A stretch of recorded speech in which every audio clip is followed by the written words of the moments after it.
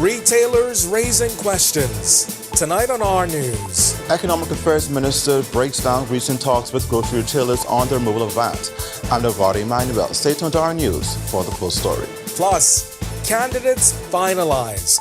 The Free National Movement ratifying its last two candidates for the upcoming general elections. Stay tuned to our news tonight for more details. And the Bahamas Association of Land Surveyors says joining the trade union Congress is a plus, but concerns remain over foreign contractors being hired. The full story straight ahead. Then in our news at 7:30, the opposition leader vowing action on Grand Lucayan Resort if elected. Our news live at 7 starts right now.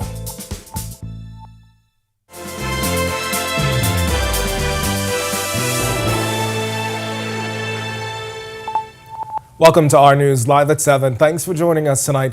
I'm Candino Knowles. We begin with breaking news out of the Office of the Prime Minister. A press briefing just wrapping up moments ago on the ongoing passport fraud investigation. The Minister of National Security, Wayne Munro, claiming recent cases coming to light. They are now surfacing because the current administration restored stricter security measures to the passport system, reversing changes made in 2019 by the then Minister administration that Munro says reduced document requirements, which he also says weakened safeguards. Munro confirmed in that briefing that several individuals have been arrested, charged, and brought before the courts in connection with fraudulent documents. The update that we heard just moments ago, it follows heated exchanges in Parliament Wednesday, where opposition leader Michael Pintard tabled 74 names allegedly under investigation, 8 of them already on the voter register. Now, our news was at that briefing. We'll have a full report coming up in our news tomorrow, but for now, you can follow our social media pages for all the latest updates. And as government moves to eliminate value-added tax on unprepared food items, some retailers are raising concerns about how the change could impact their bottom line. Economic Affairs Minister Michael Alkeid is addressing those concerns following a meeting with industry players. Delvado Emmanuel, he has the story. Economic Affairs Minister Michael Alkeid says recent talks with grocery retailers on the removal of VAT were successful.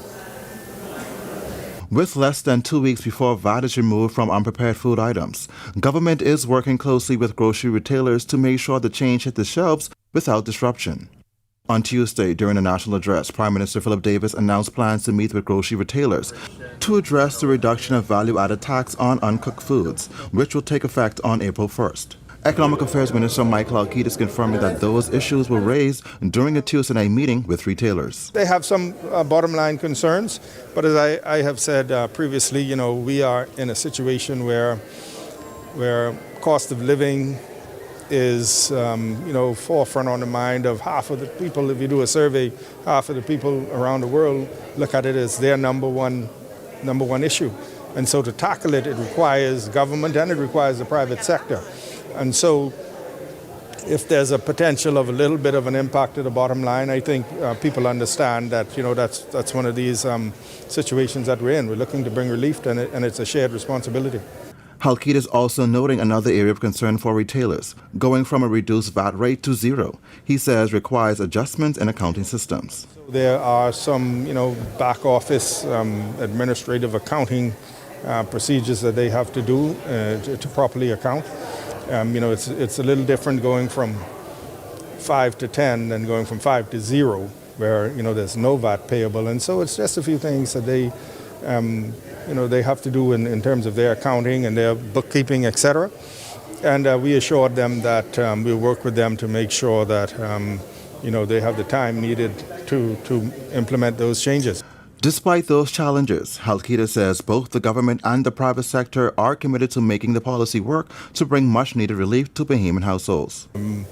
We walked away, everybody will be ready to do the change, and we agreed to continue discussing with them so that some of the administrative difficulties that they anticipate that they might have we will be able to work with them to work through them. So very productive meeting. I think we all walked away thinking that we will have the change in effect, and the Bahamian people will feel the benefit of it on April 1st. Reporting for our news, I'm Delvado Emmanuel. All right, thanks for that, Delvado. And the Free National Movement now has a full slate of candidates to contest the 41 seats up for grabs in the upcoming general election. The party ratifying the final two candidates on Wednesday night. Among them, the party's leader, Joshua Williams, was at the Mackey Street headquarters and has more in this report. Excitement filled the air at the Free National Movement's headquarters on Mackey Street last night. The party ratifying its final two candidates weeks before what many expect will be a May general election. The party's torchbearer for the Michael seat, which includes Mayagwana, Inagua, Acklins, Crooked Island, and Long Key, is retired Superintendent of Police James Leo Ferguson. It's the seat his father also contested in the 2002 general election, a legacy he hopes to continue. Ferguson is the son of the late former Free National Movement chairman and Senator John Lee Ferguson. He retired from the Royal Bahamas Police Force on Wednesday after 30 years of service and formally transitioned into frontline politics, accepting a nomination from the FNM as its candidate.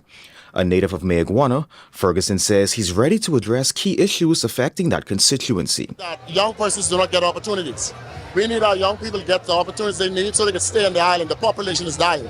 So we would want that persons who are the elderly taken care of, persons who are of my age, that actually say, okay, sustain a family and stay in Maikal. We want the Maikal community to grow. He says the process took so long because he wanted to retire from the police force he describes as the right way, the seat currently held by Member of Parliament Basil McIntosh. So the reality is, Mr. McIntosh, God bless him. It's a new era today. Also ratified was party leader Michael Pintard. Because I wanted to make sure that every single one of our soldiers was safely delivered over the finish line. And so now that Leo has finally been ratified, it was my time. Now the party will have its official campaign launch Saturday night at the Bahama Resort. Pintard tells us what you can expect. You will hear more about our platform as a party. So the question is, what will be done under a Pintard-led administration? We're going to answer that question to a large extent on Saturday and on the weeks that follow. So it's not a one-shot deal, but you're going to hear more. Secondly, you want to hear who are the persons that will form the new government and help transform this country. Who are the persons who will be working for you? We will answer that question. Reporting for Our News, I'm Joshua Williams. All right, thanks so much for that, Josh. It's been more than 3 months since Bahamas Association of Land Surveyors became a member of the Trade Union Congress. Back in December, the group called it a strategic move in a press conference this morning to give an update on what they've been able to achieve so far. The association vice president, Reggie Patterson, said one of their biggest achievements being reinstated in the International Federation of Surveyors. But Patterson also saying that it's not been all smooth sailing. One of their concerns, non-Bahamian contractors allegedly being hired. There are foreign persons who were contracted by the government of the Bahamas to do the large backlog survey work of the Crown lands and are also doing private work and are taking large private survey jobs at the major South Eleuthera development as the surveyor of record outside of the terms of employment and immigration work permits. All right, we've got much more to get to tonight, but for now, it's time for your first look at temperatures. Meteorologist Ian McKenzie, he is standing by in the Weather Center. Ian? Thanks, Kendino, and good evening, Bahamas. Yes, it is the start of the weekend, unofficially Thursday. Ian, share with your forecast today. Partly cloudy skies with a temperature 75, feels like at 73, winds from the north-northeast at 20 miles per hour. Across the country in our nation's second city, Freeport, we have 72s continuing in Governor's Harbor as well as Allenstown, Great Harbor Key, and Nicholstown. Andros 75 in the capital, 71 on the rain, cool temperatures in Marsh Harbor, Abaco. 72s continuing in the central Bahamas in Kemps Bay and Black Point, Exuma, 73 in Georgetown, Arthurstown, and Deadman's Key, Long Island, as well as Port Nelson, Rum Key, 74 in Coburn Town, San Salvador. Southeast Bahamas, we have 75 in Duncantown, Ragged Island, 73s in Colonel Hill, a trio of 74s in Delectable Bay, Abrahams Bay, and Matthew Town in Nagua, 76 in Providenciales, Turks and Caicos. Satellite and radar composite at this time, we have a plume of moisture that is all associated with a frontal system parked across the central Bahamas. Prefrontal trough associated with that system across the southeast Bahamas will keep moisture in place through tomorrow and possibly even into Saturday across that area. Building high pressure across the northwest Bahamas should keep things on the bright but tad bit cool side into the weekend. That's the first look at weather. Stick with us. Extended forecast is still to come. Coming up in sports, we are really into the NIT this year, and for obvious reasons. We tap in to see how Bahamian Hoopers did in round one. Yo, what's good, my loyal viewers? Ronaldo Dorset of 10YS here. First of all, thanks so much for watching, but be sure to hit that follow button. If you'd like to see more content like this, follow all of the R News social media pages, and of course, don't forget to turn on your notifications so you never miss out on the top stories from the team, well, from the teams you already trust. Hey, Greg Thompson here, and thank you for watching. Be sure to hit that follow button. And if you want to see more content like this, follow all of our news social media pages. And hey, don't forget to turn on your notifications so you never miss out on the top stories from the team you already trust. Meet the voices who want your vote. Coming to the RTV lineup, Candidates Catalog, a show that throws political heavyweights and newcomers into headline-grabbing challenges. Join Megan Shepard as she dissects candidates' promises, pasts, and personas. Candidates Catalog, where strategy collides with conscience. Only on RTV. From the K-9 unit to the precision movement of officers on the parade, to the boys in blue hair on the SWAT team, to the police canteen, to the legal department. Join me, Jasmine Brown, over the next few weeks as I continue my annual Police Month series, where I'll take a look at several divisions within the Royal Bahamas Police Force. You can catch the stories on R News starting at 7 p.m., as well as log on to the R News social media pages.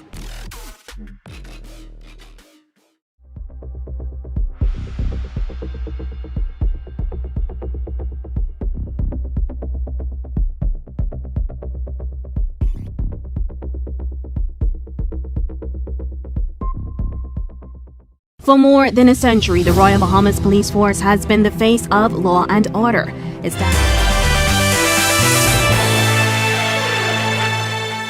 Welcome to R Sports at 7, presented by 10th Year Seniors. I'm Ronaldo Dorset. Let's do show.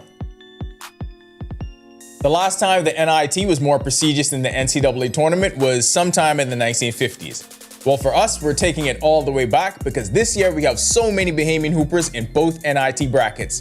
This is Tournament Tracker, Day 1. Let's start with Dean in Tulsa. He got the start, scored the first basket, and finished with 10 points and 8 boards. His Golden Hurricane rallied to overcome a 13-point deficit for an 89-84 overtime win over the Stephen F. Austin Lumberjacks. On to Albuquerque, where Dayton Albury was balling for his New Mexico Lobos. He turned in one of his best all-around performances of the season, 15 points, 5 rebounds, 4 assists, and a career-high 6 steals.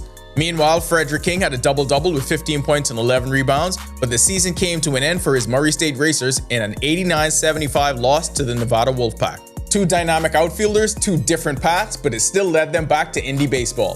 Deshaun Knowles is returning to familiar confines, while Chavez Young moves on to a new stop. Free agency transactions move quickly in the spring, and we gotta keep up. Knowles re-signed with the Sioux City Explorers on a 1-year deal for the upcoming American Association of Professional Baseball. Meanwhile, Young is back on the move, signing with the Quebec Capitals of the Frontier League. He joins the defending champions for the upcoming year. Mango Soccer recently suffered their first loss of the season, but something tells me they're going to be okay. The University of the Bahamas defeated Dynamos FC 2-1 in a key Bahamas Men's Soccer League matchup. That'll do it for our sports. Stay tuned to our news at 7:30 for details on these stories and more. When our news comes back from the break, we turn our spotlight to stories making headlines across the world as tensions rising after U.S. President Donald Trump suggests the U.S. could take Cuba, with comments raising concerns by residents. And later, Trinidad and Tobago extending a state of emergency for 3 months following a high level of crime. The story when our news returns. For more than a century, the Royal Bahamas Police Force has been in the face of law and order. Established in 1840 with only 16 men, it's become one of the largest law enforcement agencies in the country, employing hundreds of police officers. They've not only fought crime, but also built safer communities. And this March, in honor of Police Month, join me, Jasmine Brown, every week as we introduce you to the brave men and women who risk their lives every day to keep us safe. It only takes a second for things to go wrong. Are you prepared? Don't become a statistic. Follow these simple rules. Leave early, obey road signs, wear seatbelts, invest in hands-free devices, and don't drink and drive. I'm Inspector Gerard Cum of the Royal Bahamas Police Force, reminding you that road safety is no accident.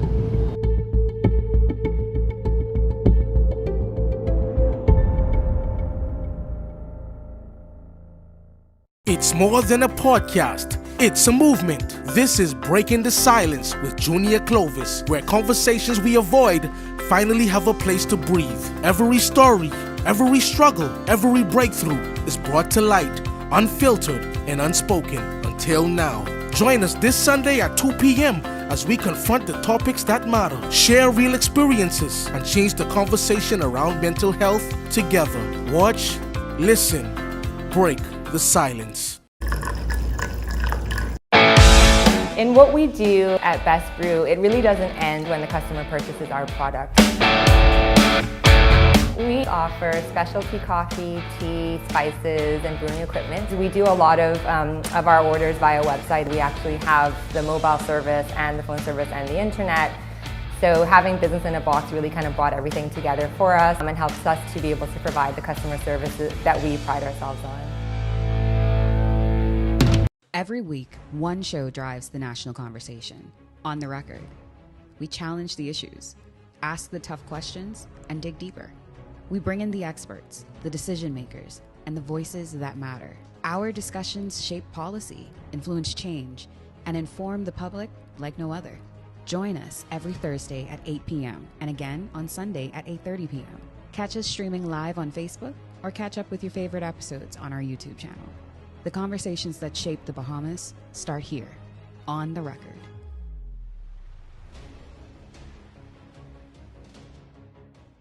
Conflict doesn't have to end in chaos. Before it escalates, take a breath. Step back. Choose peace. Listen to understand. Respectful conversations lead to real solutions. I am Sergeant 3599 Johnson of the Royal Bahamas Police Force, urging you, let's talk it out, not fight it out.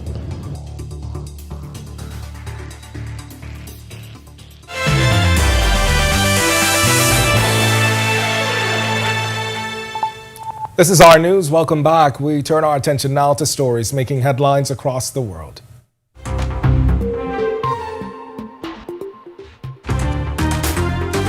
Tensions are building in Cuba tonight after U.S. President Donald Trump made controversial remarks about the island earlier this week, saying he could take Cuba and hinting at a possible action soon. The U.S. has already increased pressure, including an oil blockade that's worsening Cuba's ongoing power crisis. In Havana, some residents fear the situation could escalate into conflict, others calling for calm and dialogue instead. Several people say they simply want peace and for outside interference to stop, urging their own government to focus more on everyday struggles at home. There are also reports that removing Cuban President Miguel Diaz-Canel is a key U.S. objective, though that has not been confirmed officially. Trinidad and Tobago's government has approved a 3-month extension of the country's state of emergency as officials continue to grapple with a wave of violent crime. The lower house passed the measure in a 26-12 vote late Friday, giving authorities broader powers to make arrests and conduct searches without warrants. The country has spent roughly 10 of the last 14 months under emergency rule, a move the opposition says shows government is failing to control crime. Trinidad and Tobago has recorded more than 60 killings so far this year. And 2 long-standing Caribbean newspapers have shut down this year as the region's media industry struggles with changing reading habits. Guyana's Stabroek News printed its final edition this month, while Trinidad and Tobago's Newsday stopped publishing earlier this year. Media experts say social media and declining advertising revenue have made it harder for traditional newspapers to survive. Former editors and journalists warn the closures are a major loss for democracy, saying independent newsrooms are more important than ever in an era dominated by online information. All right, here at home, across the country, more than a dozen fishermen taking on the task of becoming ocean observers, collecting vital data about the sea, and it's all part of the Fishing Vessel Ocean Observing Network program. In tonight's Sustainability First, Jasmine Brown tells us how their work helping refine how scientists link water temperatures to hurricane development. Bahamas First, putting sustainability first for our people and our environment. What's first for you and the planet comes first for us. Helping gather vital ocean data across the archipelago has become a focus for some local fishermen as a part of the Fishing Vessel Ocean Observing Network led by the global nonprofit Environmental Defense Fund and in partnership with the Bahamas Department of Meteorology. Since its launch in 2024, the project has fed real-time data into forecasting models, giving scientists an up-to-date understanding of the warm, energy-rich waters that fuel hurricanes. At the helm of the project is Assistant Professor of Marine Science at the University of the Bahamas, Dr. Brandon J. Bethel. The idea is that we will give temperature sensors to fishermen, where when they go out and they do their fishing activities, they will take the temperature sensor, send it down the water column, bring it back up, and so we get temperature data that can be used directly for hurricane forecasts that we desperately need every year. And Dr. Bethel says the fishermen's observations aren't just helpful, they're essential, with their daily work taking them through the very waters where hurricanes often intensify, offering critical insights that can improve forecasts and help communities prepare. There's actually a lot of work that needs to be done, from the ocean side, from the atmosphere side, to deal with some of our most pressing problems in the Bahamas. And starting from a Fishing Vessels Ocean Observing Network, we hope to get some real work done for the benefit of all. Reporting for our News and reminding you to put sustainability first, I'm Jasmine Brown. And still to come on our News, Today in History, find out interesting facts about the day that was March 19th. And coming up in our News at 7:30, the Economic Affairs Minister pushes back on claims about unpaid vendors and delayed NHI payments. When our News returns.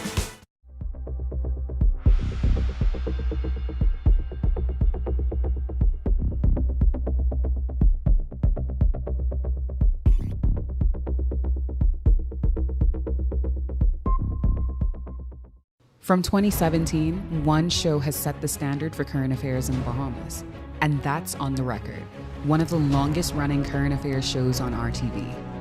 We've been the place where newsmakers come to talk. We've sat down with leaders in government, cultural icons, industry leaders, and international experts. From breaking news to in-depth analysis, our conversation sets the tone for the nation. We've tackled the biggest issues on the planet, held world leaders accountable, and given voice to the people. From politics to culture, business to the environment, no topic is off limits. Join us every Thursday at 8 p.m. and again on Sunday at 8:30 p.m. Catch us streaming live on Facebook or catch up with your favorite episodes on our YouTube channel. 9 seasons strong, and we're just getting started. This is On the Record. Too many suffer in silence, but silence only protects the abuser. Your feelings are real. Your safety matters. It's time to break the silence. If someone is hurting you, speak up. We will listen. We will help. I am Police Constable 4286 Sinead Douglas of the Royal Bahamas Police Force. Let us build safer communities together.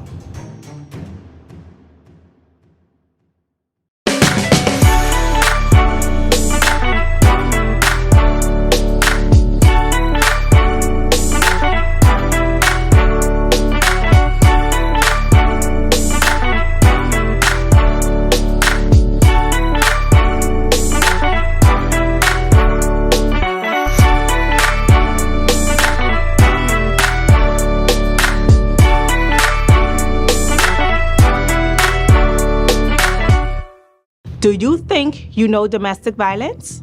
Think again. It is not just physical, emotional, financial, or sexual abuse, and it doesn't discriminate. If you feel intimidated, harassed, or manipulated, you're not alone.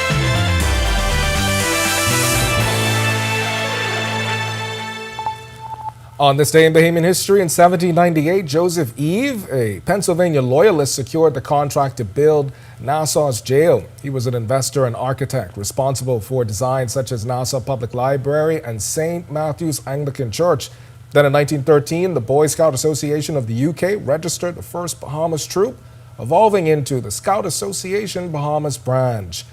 In 2012, the BCPOU sought a strike vote against BTC over salary negotiations. And finally, in 2020, amid the COVID-19 pandemic, the Minister administration imposed a 2-week curfew from 9 p.m. to 5 a.m., leading to business closures effective until March 31st. To learn more about the events that shaped the day that was March 19th, head over to rnews.bs. That's going to do it for us in news at 7. Natalia Hall Thomas is up next at 7:30. But first, it's time now for Thursday is the New Friday with entertainment correspondent Danielle Miller. And tonight, Denny, I understand that you are across the street. Yeah? Hey, Ken, I am right across the street. And you know when you see me right across the street from the studio in Sheffies, that means I blow. The last 3 weeks were amazing. We went to Jazz in the Gardens in Miami Gardens, and then we also came back and did Nassau Paradise Island Wine and Food Festival over at Atlantis. So this weekend, I am taking it easy.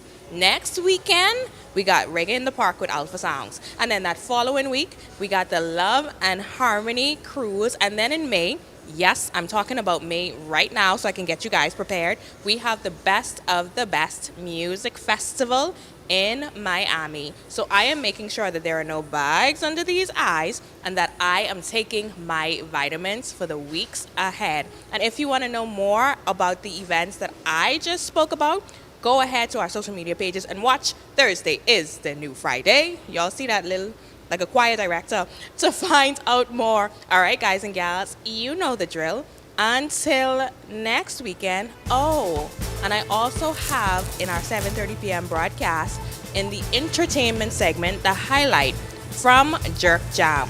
Yes, I was holding that one close to my heart just for y'all. All right, guys, deuces. Back to you in studio. And hey, Mistress Natalia Hall. I knew she was going to do it. I knew she was going to do it. Thank you, I couldn't wait to say that. I couldn't wait. Hey, Teddy. Thanks for that. Oh, man. Teddy, I don't know what we do without Teddy. Again, the most fun. You're riddling off her whole entertainment schedule, the events, event after event, Jazz in the Gardens, anyhow. All right, so stay tuned to our news on Thursdays to see more escapades like that one with our Danielle Miller. Here are your latest headlines. Tonight on our news, live at 7:30, officials say suspected passport fraud cases are climbing. Nearly 100 cases of passport fraud has been reported to police for investigation. Stay tuned to our news tonight for more details. Plus, Economic Affairs Minister Michael Halkitis insists payments are ongoing, responding to criticism over outstanding overtime and NHI delays. But first, the Aircraft Accident Investigation Authority is looking into an accident involving a Pineapple Air aircraft. Early reports say the plane had trouble with its landing gear and became stuck on the runway. And later, opposition leader Michael Pintard promising to revisit plans for the Grand Lucayne Resort if elected to office. The story when our news live at 7:30 returns. Candino Notes here, and thank you so much for watching. Be sure and hit that follow button if you want to see more stories like this. Be sure and follow all of the R News social media pages. And hey, don't forget, turn on your notifications so you never miss out on top stories from the team you already trust.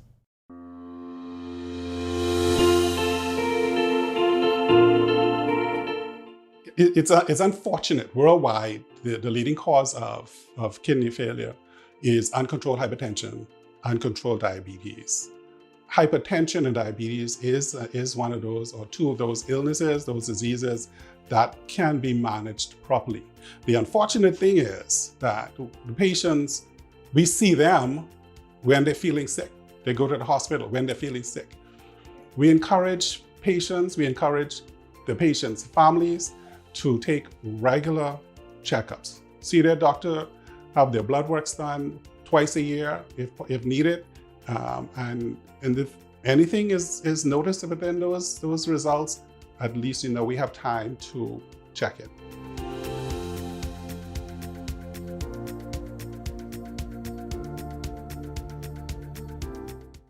Healthcare needs don't stick to a schedule. When you need a prescription, you need it now. That's why Lowe's Pharmacy is here, innovating the Bahamas pharmaceutical industry since 1953. Back then, we delivered medication to locals in need by bike, and we're proud to say that little has changed.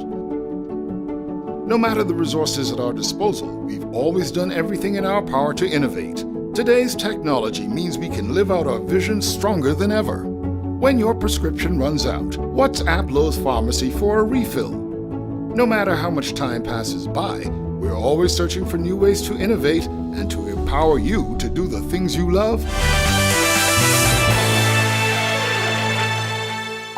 Welcome to our news. Thanks so much for joining us. I'm Natalia Hall-Thomas. First tonight, the number of suspected passport fraud cases referred to police continuing to climb. Officials confirming today that the number is inching closer to the triple digits. Our Joshua Williams was at the office of the Prime Minister this morning, where the chief passport officer gave an update on the situation. Yesterday in the House of Assembly, Opposition Leader Michael Pintard tabled 74 names he says is under investigation for passport fraud. 8 of those names currently on the voter registry. But today, Chief Passport Officer Nicholas Simonet revealing there's actually more. At present, the Passport Office has referred 98 cases to the police for investigation. The list of 74 referenced publicly represents an earlier subset of these referrals. The existence of these cases should not be interpreted as a failure of the system. Rather, it demonstrates that the strengthening review process now in place are successfully identifying the irregularities and ensuring that the suspected fraud is referred to the appropriate authorities for investigation and possible prosecution. So what's this review process Simonet is referring to? He says an old policy back in 2019 allowed renewal applicants to submit only a limited set of documents, helping to speed up the process, but at the same time putting the integrity of the system at risk. Under the restored framework, the new passport application passed through 8 stages of review, while renewal applications undergo at least 6 verification steps, including document verification and identity checks. The issue of fraudulent passports, one Prime Minister Philip Davis has previously addressed, saying while concerning, it does not directly impact national security. Both Free National Movement and Coalition of Independents leadership calling for a closer look into the voters' registry due to fraud. In a statement, the Parliamentary Registration Department says while they've been removing names that shouldn't be there, there's no need to attack civil servants. But what about those bad apples? The police's job is to investigate that aspect of it. Our job is to identify. If it doesn't go to the police, they can investigate who all is involved. And you've seen before, passport staff have been charged, right? And that investigation was allowed to continue. Simonet also telling reporters that the current political climate does not compromise or interfere with ongoing investigations. Matters involving suspected fraud must be allowed to proceed through the proper investigative and jurisdiction procedures without undue public speculation or political pressure. Reporting for Our News, I'm Joshua Williams. All right, thanks for that, Josh. Well, a press briefing just wrapped up on the ongoing passport fraud investigation at the Office of the Prime Minister. Minister of National Security Wayne Munro says the recent cases are surfacing due to restored security measures reversing 2019 changes by the previous government. He claims weakened safeguards. He confirmed several people have been arrested, charged, and brought before the courts. Now, the update follows a heated exchange in Parliament where Opposition Leader Michael Pintard tabled 74 names allegedly under the investigation, 8 on the voter registry. Now, our news team was at that press briefing, and we have a full report coming up tomorrow. For now, follow us on our social media pages for the latest at Our News Bahamas. Well, a pilot and more than a dozen passengers on board a Pineapple Air flight were able to walk away unhurt following a landing gear issue moments after touching down at Eleuthera. The Air Accident and Investigation Authority releasing a statement saying the Beech 1900 aircraft with Bahamian registration had landing gear issues at the Governor's Harbor Airport. The authority said there were 19 people on board the airplane. Photos of the Pineapple airplane circulated on social media this afternoon showing the aircraft on its belly as passengers walked off carrying their bags. The authority says it's working in coordination with its partner agencies, including the Civil Aviation Authority of the Bahamas and the Airport Authority, to investigate the incident. Economic Affairs Minister Michael Halkitis is pushing back tonight after opposition claims that the government is struggling to pay its vendors. The government came under fire for outstanding overtime payments, and doctors who are part of the National Health Insurance Program raised red flags over lagging payments. In response, Economic Affairs Minister Michael Halkitis says those concerns don't tell the full story, explaining payments are a continuous process. Every day, the government works every day, so every day you have some vendors who are being paid and you have vendors who are rendering service that required to be paid. So every day the government is paying off and incurring new bills. And so we continue to liquidate those. A very important function of the Ministry of Finance is to make sure that when someone presents a bill, the work has been done. The government has gotten value for money, in terms of some goods that we buy or service that we take advantage of, and so that's a part of it as well. And so these things go together, but we continue to liquidate those, so to speak, and but every day we pay some, new services are incurred. He was also asked to respond to Free National Movement Chairman Dr. Dwayne Sands, who accused the government of being broke. I really have no response. It's a function of government. I mean, governments, like I said, if I pay you today, this lady over here might render some service to the government, so that's a new payable, and that's continuous. We continue to liquidate those, and the government can't be broke. Well, after weeks of delay, the Free National Movement has now officially ratified its candidate for MyCal, completing its full slate. That candidate, James Leo Ferguson, now formally enters the race. Our Delvardo Emmanuel reports. The issue sparked political back and forth, with Party Chairman Dr. Dwayne Sands calling it victimization. But Labour Minister Pierre Gloverole pushed back, saying those claims are unfounded. We asked MyCal candidate James Leo Ferguson about the controversy. Here's his response. Well, I have recently retired as of today, March 18, 2026. My pension was not threatened to be to the level of that they were going to take my pension from me, but it was that I wanted to get to my 30th year so I could get my pension in gratuity. So the bottom line for me was I waited my time, the party waited for me, our leader Mr. Pintard waited for me, and all is well now. Michael has their representative. Now ratified alongside party leader Michael Pintard, Ferguson says the wait was worth it. These are MyCal. Most of the persons here are from MyCal. They came down to support me. So with the people's support, I literally put myself in a position that I want to represent these people. I was born in Betsy Bay, Maguana. I was an officer in Anagua for the last 4 years. So my thing is I feel what the people feel. My father's from Auckland.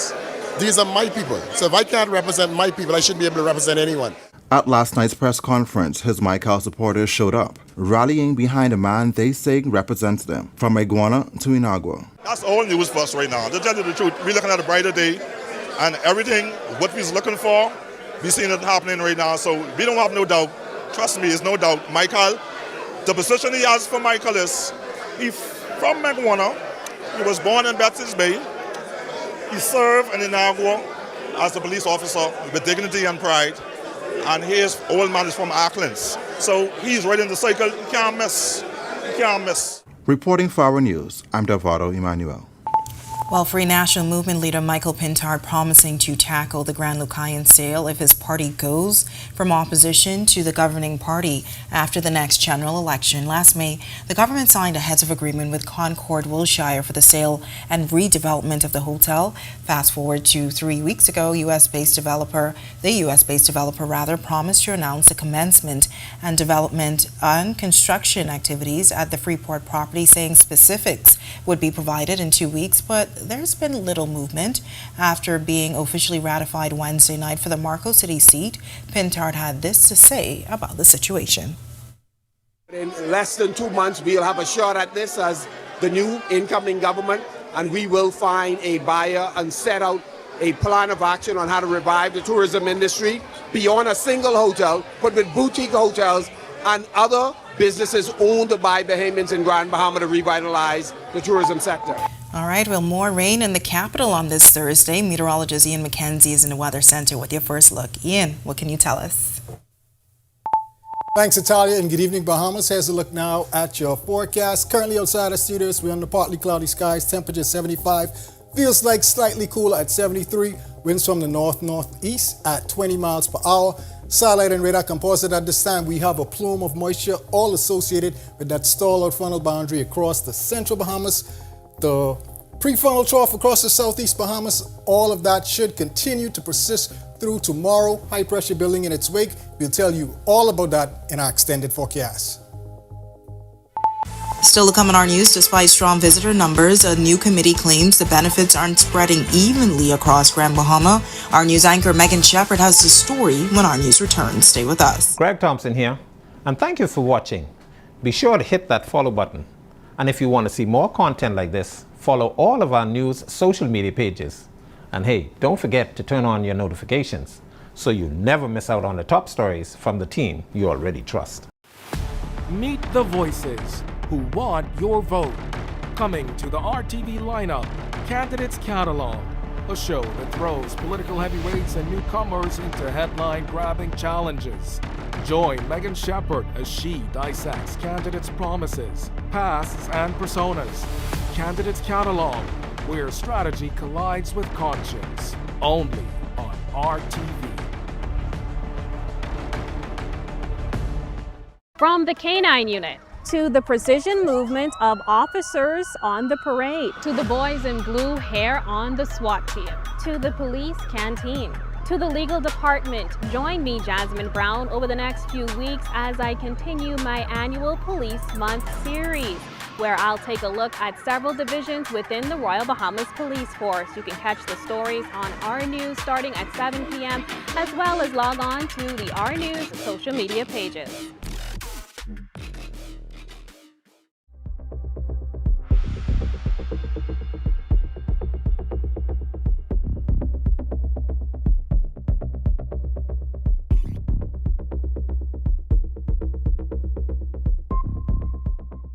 For more than a century, the Royal Bahamas Police Force has been the face of law and order. Established in 1840 with only 16 men, it's become one of the largest law enforcement agencies in the country, employing hundreds of police officers. They've not only fought crime, but also built safer communities. And this March, in honor of Police Month, join me, Jasmine Brown, every week as we introduce you to the brave men and women who risk their lives every day to keep us safe. It only takes... Grand Review, we're exploring tourism numbers in the second city. While record-breaking numbers remain the talk of the day, a recently formed committee has found that those numbers aren't exactly trickling throughout the island as anticipated. Our news anchor Megan Shepard picks up the story from here.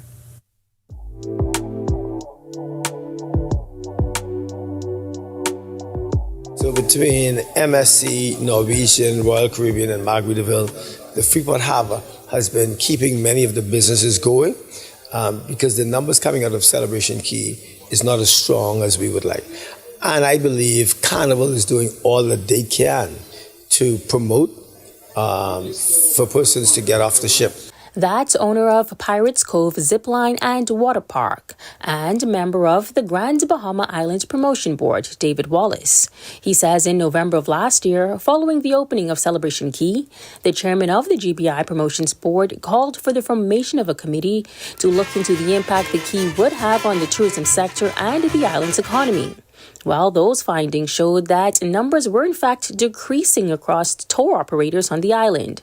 Recommendations were made to the former chamber president, Port Authority, and government through the tourism minister and Grand Bahama minister.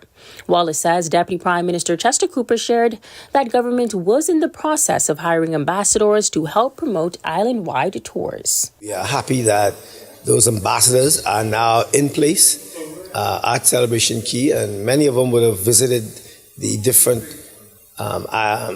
tours on the island, spend a day or half a day during the tour.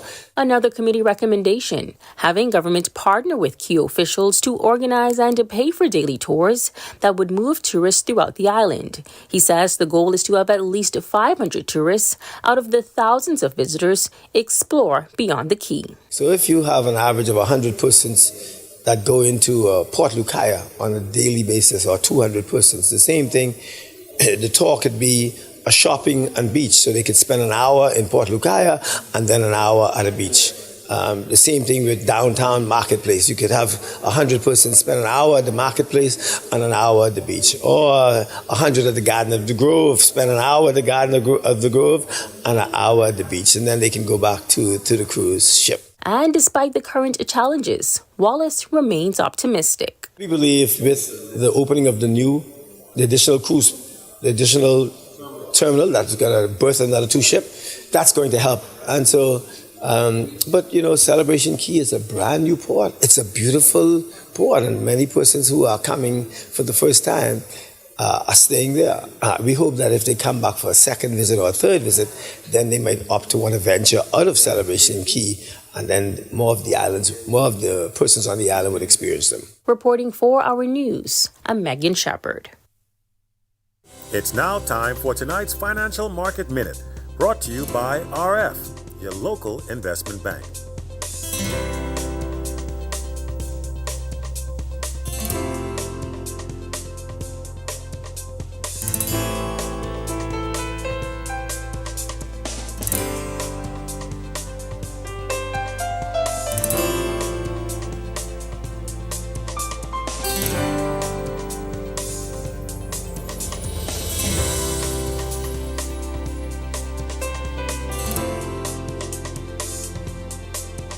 This has been your Financial Market Minute. To explore the best performing mutual funds in the Bahamas, visit our website at www.rfgroup.com. Coming up in sports, the men's NIT is underway. It's been a busy 2 days for Bahamian Hoopers, and the madness is already here. We've got a couple players headed to Indy Baseball and UB Soccer back in the win column. Too many suffer in silence, but silence only protects the abuser. Your feelings are real. Your safety matters. It's time to break the silence. If someone is hurting you, speak up. We will listen. We will help. I am Police Constable 4286 Sinead Douglas of the Royal Bahamas Police Force. Let us build safer communities together.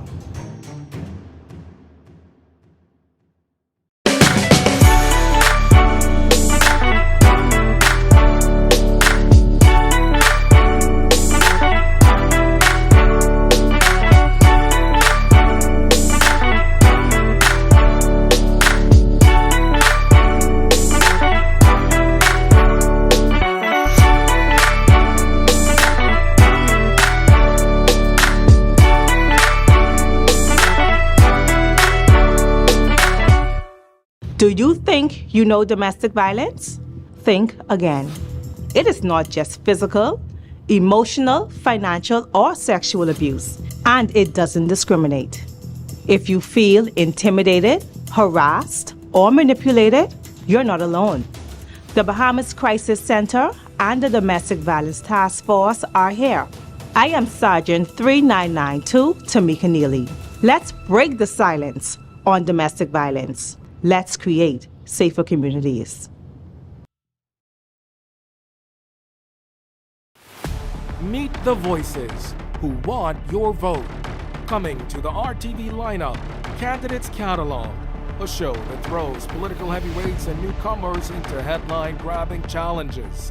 Join Megan Shepard as she dissects candidates' promises, pasts, and personas. Candidates Catalog, where strategy collides with conscience, only on RTV.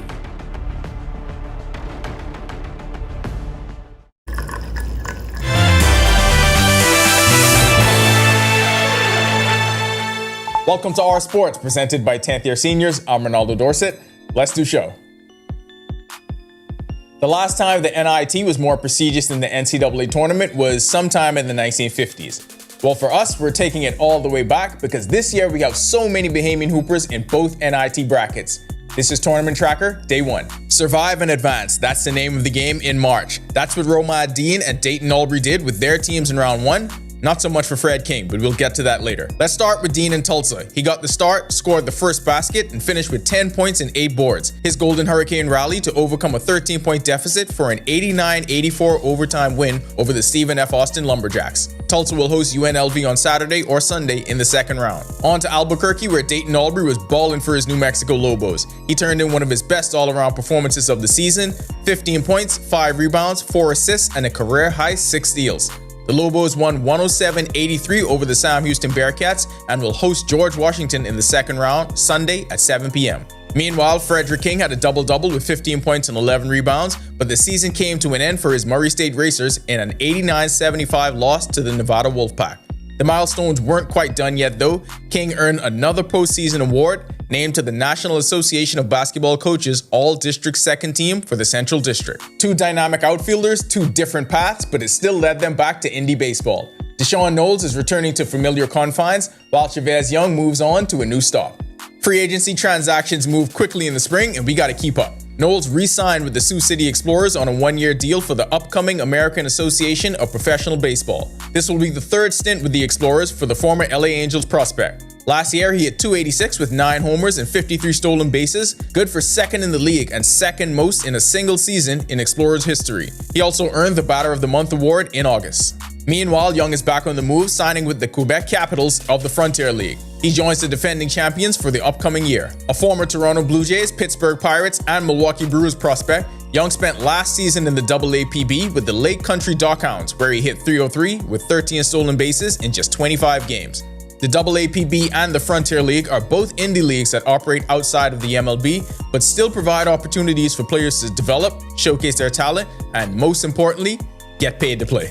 Mingo Soccer recently suffered their first loss of the season, but something tells me they're going to be okay. The University of the Bahamas defeated Dynamos FC 2-1 in a key Bahamas Men's Soccer League matchup. Dynamos was on the road to an upset with a first-minute goal, but UB responded in the 13th to level the score.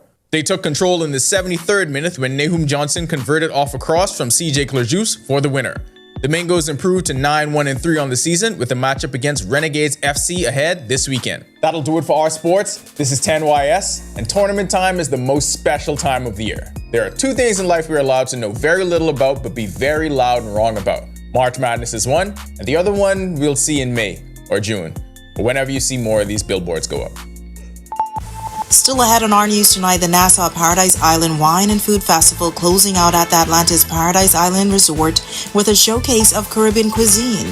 The story when our news returns. Stay with us. Embrace technology and the digital transformation for better business results. For small business owners, it's essential to understand how technology can affect operational efficiencies. Modern communication relies on technology, and your customer service depends on communication. With proper tools like our fixed and mobile services, we help you stay connected. For solutions that work, ask the experts. Call Cable Bahamas Business Solutions. Candino Notes here, and thank you so much for watching. Be sure and hit that follow button if you want to see more stories like this. Be sure and follow all of the R News social media pages. And hey, don't forget, turn on your notifications so you never miss out on top stories from the team you already trust.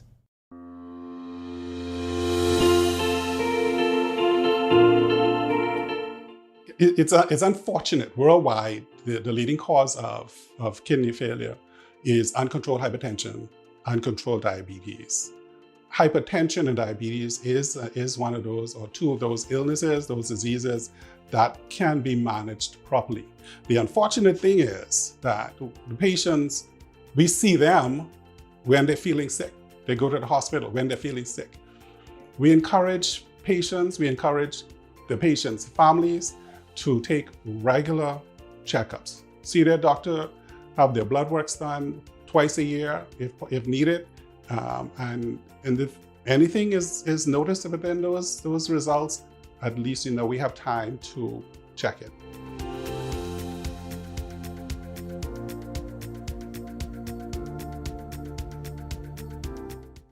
Healthcare needs don't stick to a schedule. When you need a prescription, you need it now. That's why Lowe's Pharmacy is here, innovating the Bahamas pharmaceutical industry since 1953. Back then, we delivered medication to locals in need by bike, and we're proud.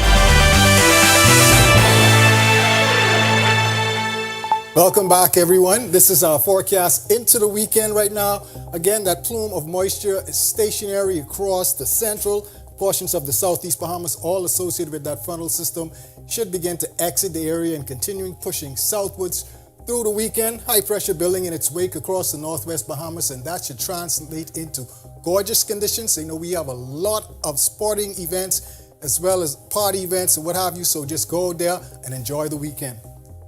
Boating forecast, the winds are a tad bit stronger. However, we do have an advisory in place for you boaters, and there's a high risk of rip currents for you swimmers. North and central Bahamas areas, we're talking about winds north to northeast 15 to 20 knots. Those seas running 4 to 7, but up to 10 feet offshore on those northeast easterly swells. High tide at 9:07 p.m. tonight, low tide at 3:26 a.m. tomorrow. Southeast Bahamas, tad bit better where that frontal system is nearing. Small craft should use caution because of those swells. Risk of rip currents for you swimmers. Winds west-southwest to west-northwest, 10 to 15 knots. Seas running 2 to 4, but up to 7 feet offshore in those easterly swells. Here's a look now at your national forecast.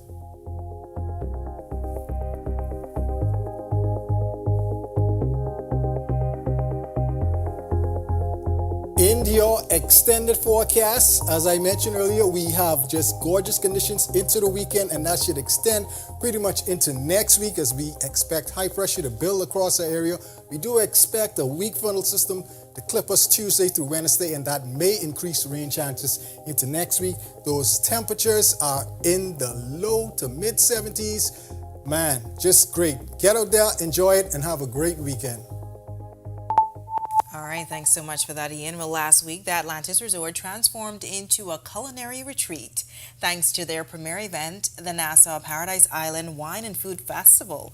The finale of the festival's signature event attracted hundreds of attendees looking for the finest Caribbean flavors. Our Danielle Miller reports.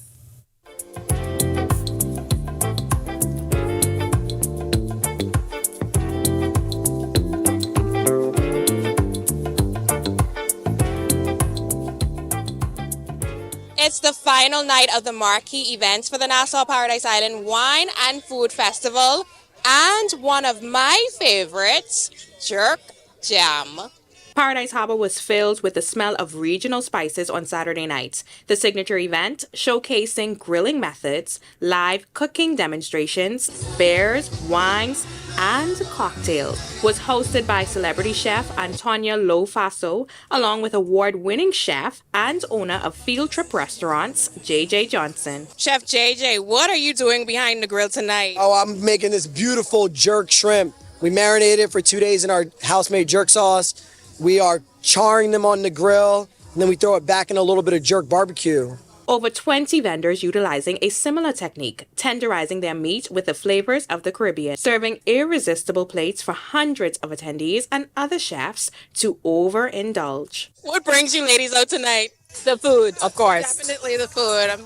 You know it good when the two chefs visiting each other booth. Yeah, you gotta try it, gotta support everybody. It's not just one person, it's all of us. So tonight we're gonna do jerk rib, right, with white Alabama barbecue sauce. As we savored the delicious food.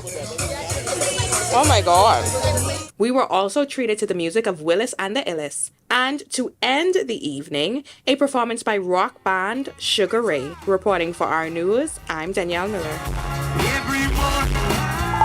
All right, looks like a lot of fun. Thanks so much for that, Danny, and thank you for joining us for our news tonight. On behalf of the entire team, I'm Natalia Hall-Thomas. We'll see you tomorrow night. Have a great evening.